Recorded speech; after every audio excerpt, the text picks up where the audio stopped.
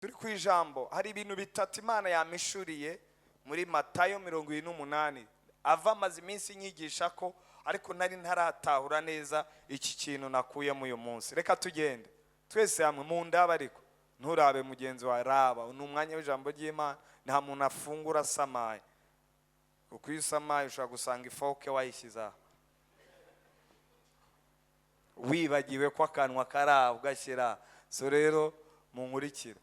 Yesu arabegera arababwira ati jewe nahawe ububasha bwose mu ijuru na hehe 19. Aravuga ngo nuko nimugende muhindure amahanga yose iki abigisha, mubabatize mu izina rya Data, iry'Umwana n'iryande rya Mpwemu Yera. Aha rero muri bya bintu bitatu nakuyemo, natanguye mbabwira yuko ivuga butumwa nukugenda, ntago ari ukuguma, nugusohoka, nukuva muri izi nkingi zine zo ngaha, nukurenga ibi bibambasi dufise ngaha. Ntago ivuga butumwa rivuga kwicara, rivuga kugenda.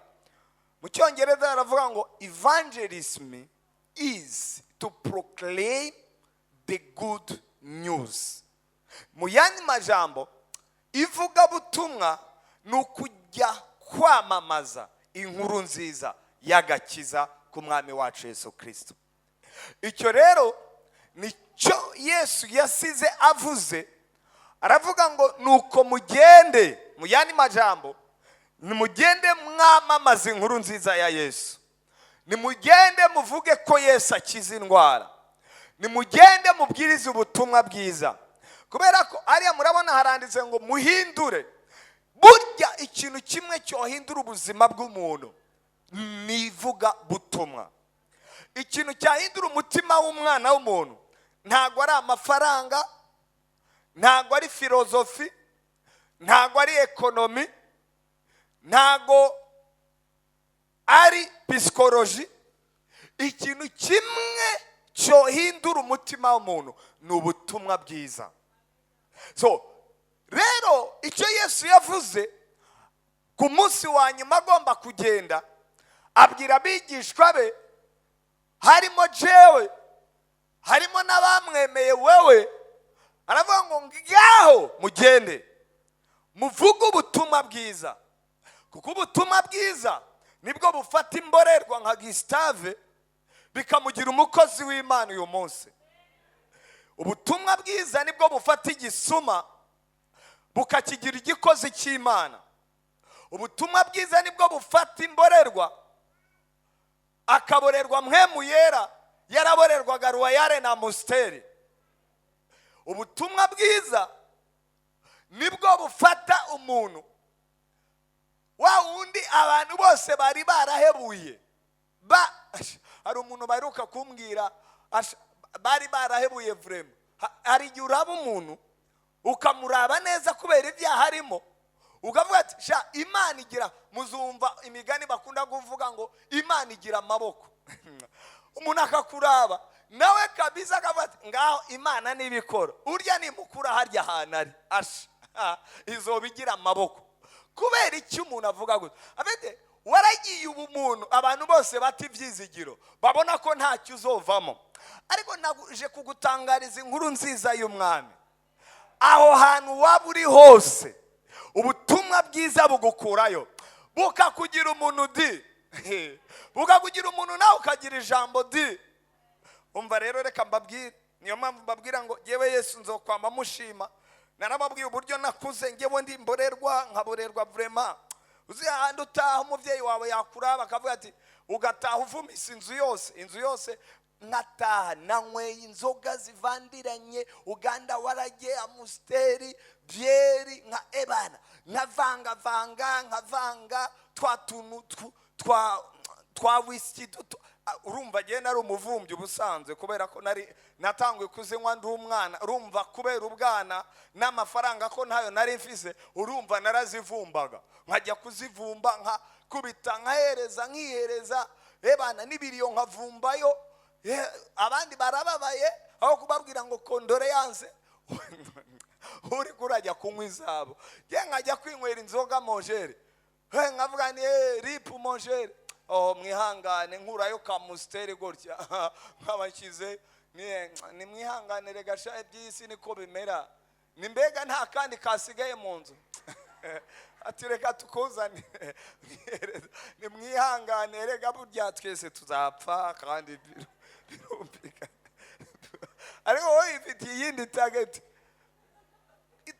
yawe rero niyo kwihereza ntago we abandi bababajwe nabo babuze gewe ibyo ntago bindaba icyo nkeneye ni ukumenya ko ndi buze kujya muri rimwe rimwe ntago mwumvise icyo navuze ni ukumenya ko ndi buze kujya muri swing nimara kuzinjiramo so ntuze kwirirwa ungora nazinjiyemo so rero namara kuzinjiramo nkataha nkinjira naborewe rimwe na rimwe bakanahana ukabona nyine ukabona ko ntaye wandabaga imyaka 16 yaravuga ati uyu muhungu arapfuye ahagaze ntacyo azovamo ariko Yesu uyu munsi mbabwira mpagaze muvugera murabona ko yaminduye umuntu murabona ko yangize umugabo ari kuvuga amina ariko aba bantu nta mina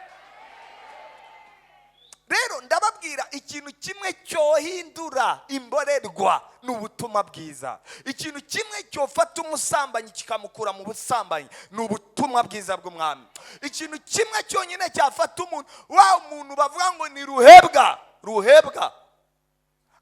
na ruhebwa yokizwa urabona hari ukuntu dukurira mu makaritsiye umuntu kubera ibinyanga byinshi yakoze bakajya bamuhimba amazina bakamwita Sarigoma kubera yirirwa abantu bose abahohotera bakamwita Kigingi kubera azi guterura amabido benshi naje kugutangariza ko Sarigoma nawe yakizwa naje kugutangariza ko Kigingi nawe yakizwa tugakurira ahantu umuntu kubera itabi ry'inshanwa ry'urumogi bagaca bamwita ngo ni Rastafari karitsiye yose ikamwita Rasta ngo Rasta ngo man ngo yo amano umuntu ari mura ngo man ngo urumva ubwo yakuruye kamwe gurya nigeze kwinga kunywa urumogi rurananira gusa iyo biza kunkundira mba narabaye panje ariko ndashima Yesu ndavuze ngo ndashima Yesu so rero nabarasa nabo bakizwa de nabasarigoma nabo bakizwa de nababandi nabo bakizwa de kubera ubutumwa bwiza nibwo buzana impinduka mu mutima w'umuntu ibi bintu ntago muri ko murabyumva Yesu yaravuze ngo nuko nimugende muhindure guhindura umuntu ahindurwa n'ubutumwa bwiza mugende mwamamaza inkuru nziza y'umwami rero nicyo kintu nari ngihagaze ko iki Imana yadutumye kujya kubwira abantu ubutumwa bwiza yadutumye kujya kubwira abajya twigana ubutumwa bwiza yadutumye kujya kubwira kijya kibano tubayemo ubutumwa bwiza yadutumye kujya kubwira abarya dukorana ubutumwa bwiza yadutumye kujya kubwira abarya ndandazanya nabo ubutumwa bwiza so ubutumwa bwiza Paulo yarabivuze mu Baroma 1 aravuga ngo ubutumwa bwiza ntago bunkoza isoni so ntago mfise ipfunwe zo kwamamaza uwangiriye neza ntago mfise ipfunwe zo kwamamaza uwankuye mu busambanyi ntago mfise ipfunwe zo kwamamaza uwankuye mu kaborerwe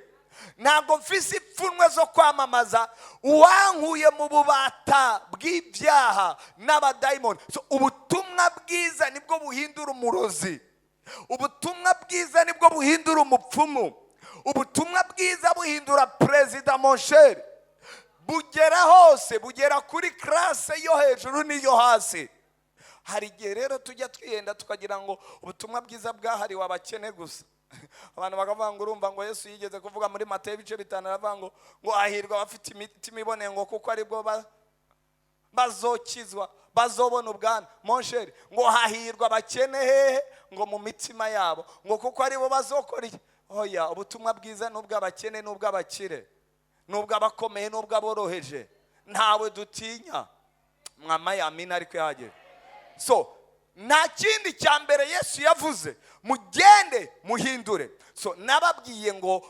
ivugabutumwa ni ukugenda kwamamaza inkuru nziza y'umwami wacu Yesu Kristo. That's number 1. Number 2 rero, number 2 arangira avuga ngo muhindura amahanga yose kuba bigishwa. Mukora iki? Mubabatiza mu izina rya Data, iry'Umwana n'irya Mpwemu Yera. Mwumva iki kintu? Nta kintu cyonyine iyo umuntu atarakizwa cyangwa se nubwo yaba yarakijijwe ataramenya ko kubatizwa ari ibiza gushingira inahe ku gikorwa cyakoretse mu mutima wiwe. Mu yandi majambo Yesu yaravuze ngo nimugende mubwire abantu ubutumwa bwiza. Icya kabiri, mubabatize mu izina rya Data.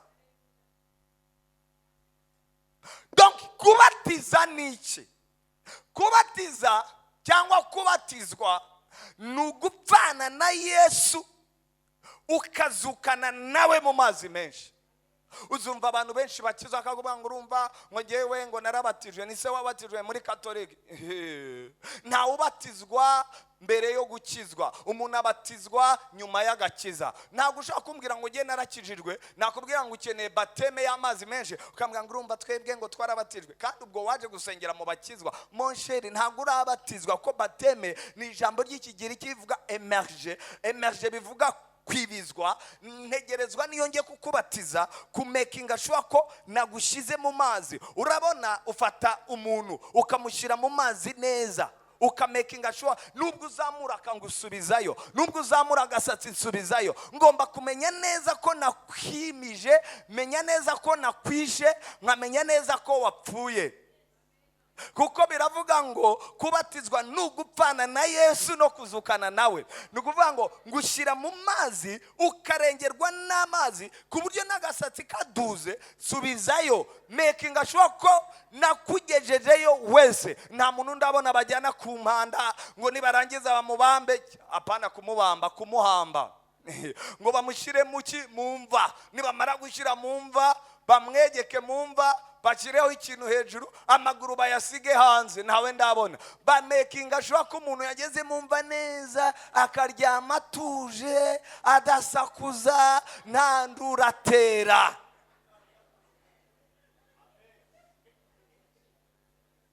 Kubera yuko uwapfuye ntavuga, uwapfuye nta nduratera. Impamvu gitera induru nuko utarapfa. Impamvu kivuga amasaku menshi ntago urapfa. Impamvu kigenda abantu bankandagiye bamvuze birya ntago urapfa monjeri. Iyo umuntu yapfuye nta muntu barahamba ngo asigara avuga ati ariko murampambira ikija, murampambireye ariko mwandetse ngo bariko barampamba. Uwo ntawe ndabona. Bamuhamba neza tuje ari karume, nubwo yarabaye mu isi twese tumutinya, ajyamo ye baba we ari pose. Barangiza ukuboko kwe bakagushyira imbere, ukundi imbere na costume yirabura n'ishati y'umweru na karuvati. Yo bakugiriye ubuntu, barangiza bagasasamo, barangiza bagashyiraho umupfundikizo, bakazana abantu tukaririmba aheza mwijuru tuzohurirayo bagenzi kuruomu.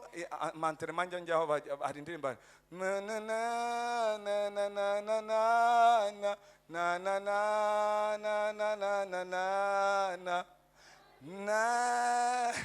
Iyo ndirimbo ndayitinya, iyo ndirimbo ndayitinya moshe. Wora yikunda? Hey, okay. Umura. Urumva? Umuntu bakamushyiramo, nubwo yaba yarabaye ku isi ateza akavuyo, anyura ahantu twese tukajugumira, harya urya munsi bamushyiramo neza, adasakuza, adatera. Nubwo ngaha ku isi yaba yaratambukaga twese ukanyegera. Hari abantu ku isi bari bakomeye. Ni mu muzi wateje intambara ya kabiri y'isi ninde? Inde? Hitler wagira ngo yigeze azana akavuyo mumva. Bamushyizemo ameze gute? Urye yakoze genocide y'abayahudi arabamara. Bose batinya kandi ari akagabo. monshere harya mumva ujya mu neza utekanye nta rusaku utera utuje. Afite nicyo twita gupfa. So uku gupfa rero mvuga ndavuga gupfa ko mu mwuka, ndavuga gupfana na Yesu. Ubundi kubatizwa Paulo yabivuze neza mu Bakorisayo, aravuga ngo mwibuke ko mwahambanywe na oya ni mu Baroma ngo mwahambanywe na Kristo muzukana nawe mu mazi menshi. Mu Bakorisayo arongera aravuga ngo mumenye yuko mwambaye Kristo. So gupfa guhambwa nicyo twita bateme. Bateme rero ni ikimenyetso cyiza kigaragaza igikorwa Imana yakoze mu buzima bwawe. So ni ntashingira igikorwa cy'agakiza Yesu yakoze muri wewe. Iyo umuntu akijijwe, iyo umuntu yavutse ubwa kabiri, ategerezwa kubatizwa, kubera ko kubatizwa nicyo Yesu yavuze ngo nimumara kubabwira ubutumwa bwiza, nibamara kunyakira, nibamara kwakira jewe nk'umwami n'umucunguzi, icya kabiri mubabatize mu izina rya Data, iry'Umwana n'irya Mpwemu Yera. So bateme rero igaragaza ubukristo. Ndiko ndaza icya gatatu arangije aravuga ngo umva mubigishe, teach them. Ijambo mubigishe ntabwo ushobora kuba umwigishwa utiga, ntushobora kuba umwigishwa utakira enseignement, ntushobora kuba umwigishwa uticara ku birenge. Bibiliya iratwereka neza muri Actes des Apôtres, Bibiliya ivuga umugabo umwe umunsi bari ku munsi wa Pentecote, Mpwemu Yera akabamanukira, abantu bakabaraba bakavuga ngo barya baborewe ihira, batangura kubavugaho ibintu byinshi. Maze Petero avamo arabavuga ntumva bene data ntago twaborewe ihira, ahubwo birya umuvugishwa Yoweri yavuze nibyo muri ko murabona bisohoye. Amasezerano Yoweri yavuze mu myaka ibihumbi n'ibihumbi atambutse nivyo mubonye byatubayeho. Bibiliya iravuga ngo atangura kuvuga ubutumwa bwiza, arabwiriza, hakizwa ku munsi umwe abantu ibihumbi 3 bose bakira umwami Yesu. Icyo ni igice cya mbere n'icya kabiri. Bibiliya iravuga rero bamaze gukizwa, uribaza ishengero ry'abantu ibihumbi 3, twebwe ngaha tudashika n'igihumbi na sisa tutarashika, ukibaza iryo shengero ry'abantu bakijijwe umunsi umwe, eglise primitive, eglise ya mbere, barakizwa. Bamaze gukizwa nibaza intumwa zirica zavuga ngo ilfo ko turondera pasteri w'aba bantu, batora Yakobo aba uwa mbere mu bapasteri bayoboye ishengero rya mbere, ari byo eglise primitive, na Petero. Hama intumwa ziravuga ati rero aba bantu nta kindi, nitugera mu bice bibiri umurongo wa 45 na 67, oya uhere ku wa 43, biravuga ngo bamaga bashishikariye kumva iby'intumwa zikora iki zibigisha. Ni ukuvuga ngo abakizwaga bose barabatizwaga, bamaze kubatizwa bakicara ku birenge by'intumwa, bakumviriza iki intumwa zibabwira. So umwigishwa nuba yarize, umwigishwa aricara gahabwa inyigisho. Niyo mpamvu hano bavuga ngo teach them, mubigishe kwitondera ibyo nababwiye. So inyigisho très important ushaka kuba umwigishwa. Icyo rero gice kitwereka uburyo abigishwa aribo bantu baza kugira impact mu buzima bw'abantu. Nugera mu bice 3 uza kubona Yohana na Petero bajya kwirembo bita ryiza, ngo hari kimuga cyari kihicaye, kirangije kiraraba Petero, kiraba cyamaga minsi yose gisabiriza, kiraba gisega, kirabaraba. Petero arakibwa tumva twebwe ifeza ntayo dufise, zahabu ntayo dufise, ariko hari ikintu twamenye, hari ikintu dufise, kandi icyo kintu mwatwemerera we wakimuga ukacyakera, uraza kubona ubuzima bwa buhindutse. Arababwira wewe tumbera gusa, kiratumbera, barakibwira ngo ngahaguruka. Aho rero ni mu bice 3. Nujya mu bice 4 ukajya mu bice 5, hatanguye bamwe kuba abantu batari beza, abigishwa n'abantu bamera nk'urya yibye Ananiya nande, bamwe baguye imbere y'ibirenge by'intumwa. Mu bice 6 gutyo batangura gutotezwa, nibwo bishende mu bice 7 6 baba bishe Stefan. Mu bice 8 ishengero ritangura gutotezwa, ariko ikiza cyabyo kubera ko bonegeni yabo itanguriro ryari rizima, bari bamaze guhabwa inyigisho, bamaze gucika abigishwa ibice 6 7 indwi, nibwo utangura kubona umwigishwa nyawe ntashobora kwihakana umumasteri we, umwigishwa nyawe ntashobora kwihakana umwami we. Nibwo bafashe Stefani bamutera amabuye, ibice 8 batangura kubatoteza babirukanza. Mwibuke harimo umugabo bita Paulo, ari mu bantu bakoraga ibyo byose. Imana iramurabira avuga ati uyu mugabo ntabwo ishengero ryabandanye ritotezwa gutyo, uyu mugabo abifise mu ruhare, rifoko nawe muhamagara iri shyaka afise mu gutoteza abantu banyu, arigire nawe atotezwa ku bw'izina ryanjye. Mu bice 9 Imana iramuhamagara, Paulo ari we wari Saule, iramuhamagara. Ibice 10 haza umugabo bita Petero, ajya kwa Korneliyo murazi. Imana itangura guha agakiza n'abanyamahanga. Icyo nshaka kubabwira rero, kubera bari baricaye ishengero rigitangura, baricaye barigishwa ku birenge by'intumwa, niyo mpamvu wumva gutandukana kwabo ntago batumaga ngo bibe ari ibintu biraho gusa. Hari igihe umukizwa bura, ukabona umuntu yarabuze, mugasigaramo bada ngo mbega naka ngo abahe, ngo urumva ngo yagiye gukora mu cyankuzo, abandi ngo urumva ngo yagiye gukora karuzi. Ukazongera kumubona nyuma y'umwaka, wahura nawe ukamubaza mbega uracyabirimo, habwa tupu nabivuyemo, ugacuma ubwati n'ubundi ntabyo wigeje ushingamo. Urumva nyuma y'umwaka umuntu ngo bitse za kutagisenga, urumva hakazi kambanye kenshi, nise byagenze gute, urumva niyo mpamvu nakiza guse, ese uracyabirimo, hatereka nabivuyemo, ni n'ubundi ntabyo wigeze ushingamo, kuko iyo utabishinzemo biroroha kubivamo.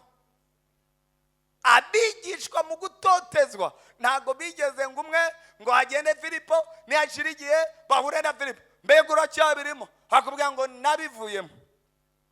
Mu bice 11 bamaze kujya za Antiokiya, za Efeso, bamaze gushwiragira ahantu hose, Bibiliya iravuga ngo abantu babonaga abigishwa ngo barabarebaga ngo naho ijambo ryitwa aba kristo ryavuye.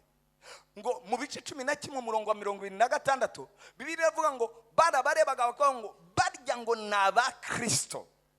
Mu yandi majambo, umwigishwa kabone nubwo intambara yotera, we aho azohungira asigarana bwa bwigishwa bwiwe, bukabandanya bukora umurimo wo guhindura harya ari.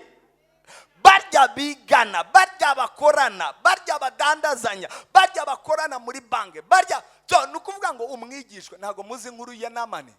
Namani byagenze gute? Bibiliya tubwira umukobwa wari warahungiye muri Syria ajya gukora ibwami. Umunsi umwe Namani yari umukuru w'ingabo, general major general, ahagaze gutya n'ibibembe byinshi. Agakobwa karamureba, karakabone hamwe ariko boss kabwira umugore, ariko mada nyakubaha akazi, nagira ngo ngubwire buri yuma mugabo wawe ndazi umuntu yajyaho agacira. Irya ne evangelization mon cher.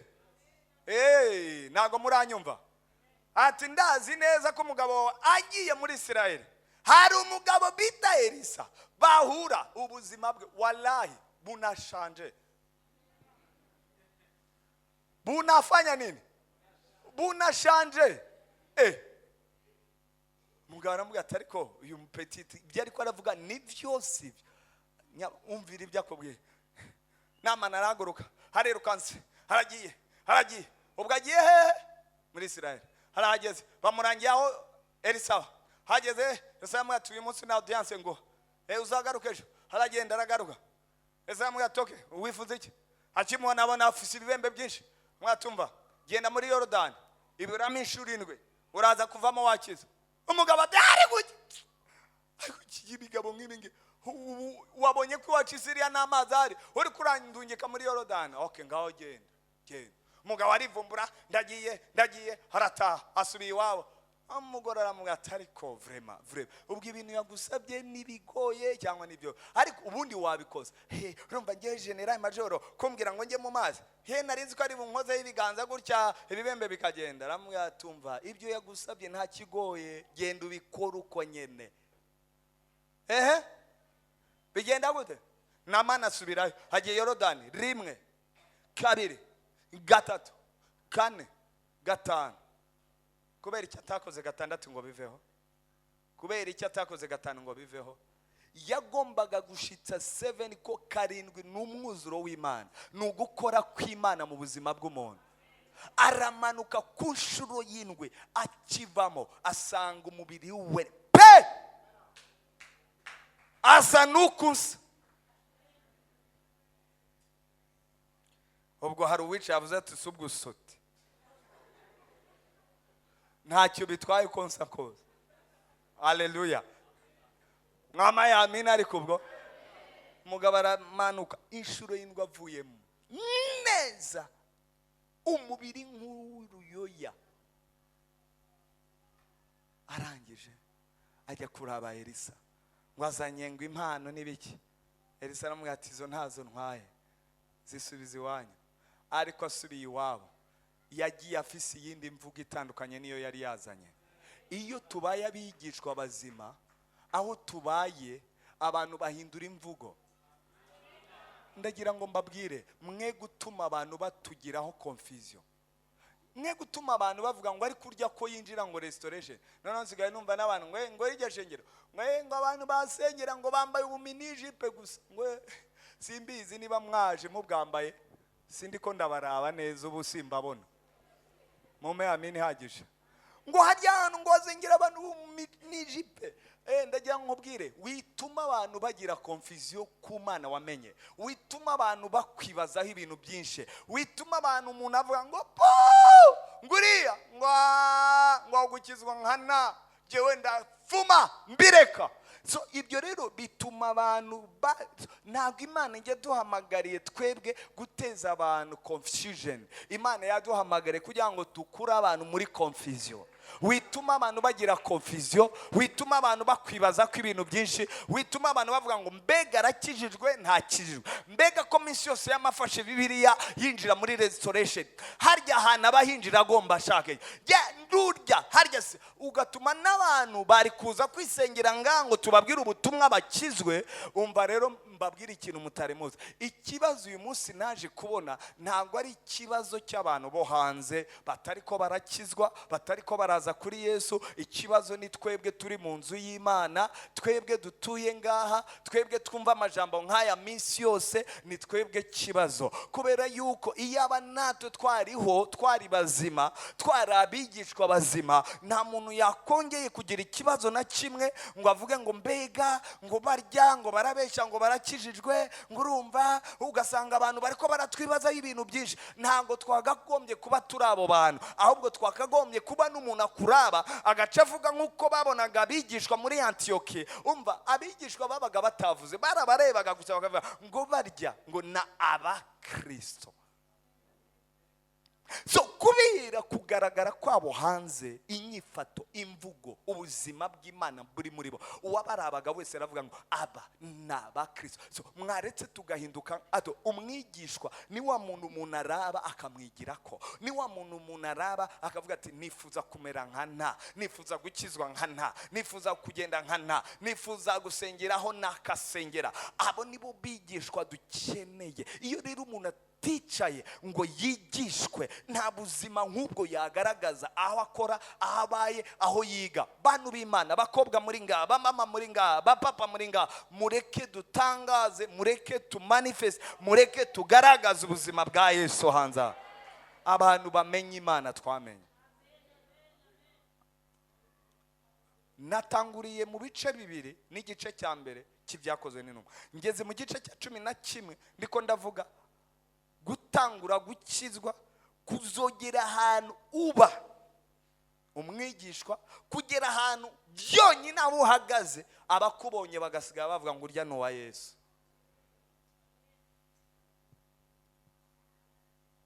Haleluya.